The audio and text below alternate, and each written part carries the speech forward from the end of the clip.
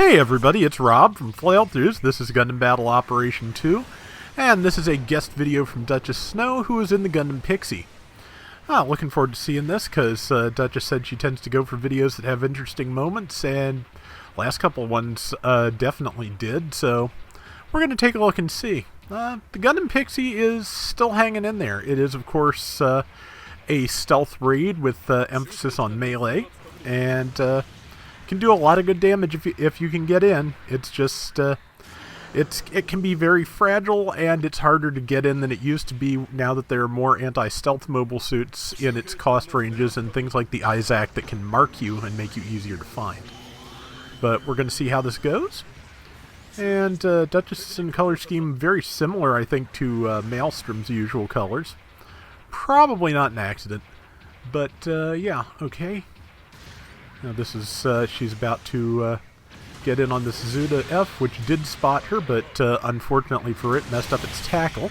Duchess did not mess up her tackle, and somebody else got the Zuda, and that's fine, because the Zuda is gotten. And now it's time to move on to the next target. She's got help. That's not bad news. This could actually work to her advantage, because, yeah, they saw a single target that looked like it would be easy for them to deal with, and it was not, because Duchess was right here to deal with them once they started work on the other one. Unfortunately, now it's still 2-1. Yeah, with a G-line standard throwing Gatling Smasher at your down mobile suit, that's a good time to eject and go get the waypoint, because, yeah. It looks like the Pixie did just explode, but yeah, Duchess got the waypoint, and looks like she is going to go for the tank.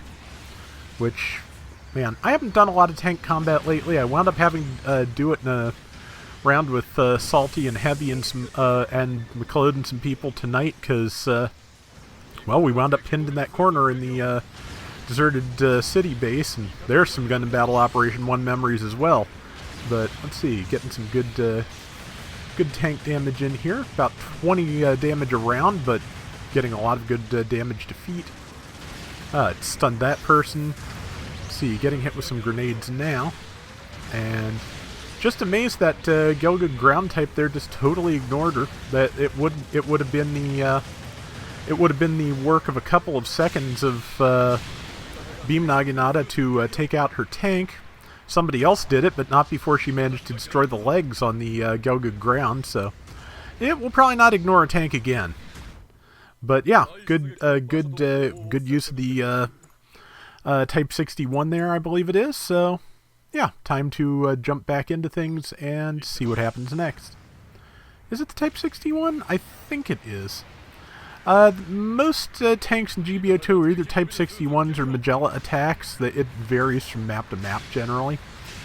I would love to see, now that we have flying controls, I would love to see a Magella attack that actually works the way they're supposed to. And there's that Gelgood ground. And it looks like she will probably get the stun in, yep, which gives her space to close. She went past, baited out the tackle. And, okay, it managed to stun her, but luckily the G-Line standard stunned its ally, so she was able to do about 10,000 damage, I think, to the thing. Didn't quite have time to make the kill, because with the Gelgood ground on its back, the G-Line could actually land its shot, so let's see. And somebody came chasing down under the bridge after her, which gave her a good target. And yeah, so far this is a really good Pixie round. She has made really good use of her stealth. Gotten some good damage in, even got to do some good stuff in the tank. So let's see, that Jim Custom used the wrong swing and/or went a little too far, and now Duchess can just gun down the Gelgood from down there. Good tackle. Amazed it didn't kill, but that will.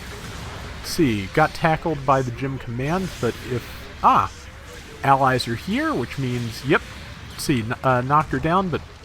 Otherwise, great move. Definitely saved her and got her another kill. So yeah, this is again, this is going really well. And there's somebody else in the water who's dead. And time to find another way in and another angle to attack from. And this looks pretty good if she can manage it. And I'm pretty sure she can. Okay, that Dualahan just got stunned, but also fell on its back. So And she's now basically just got a clear shot on it. Yep. Let's see. Managed to take out its shield and get the kill. Very nice. And finally took a second death, but it definitely took a while. About 3 minutes left. They're up 2-1. Oh, I like that color scheme on that Zuda. That looks really good. Yeah, so far so good. And support fire just went out. Don't know if it'll catch anything. Looks like it didn't, but okay, might have done. But, I need to stop saying but. You get intensely aware of your verbal tics sometimes when you're doing this, but often when you're doing it off the top of your head, not enough to stop them.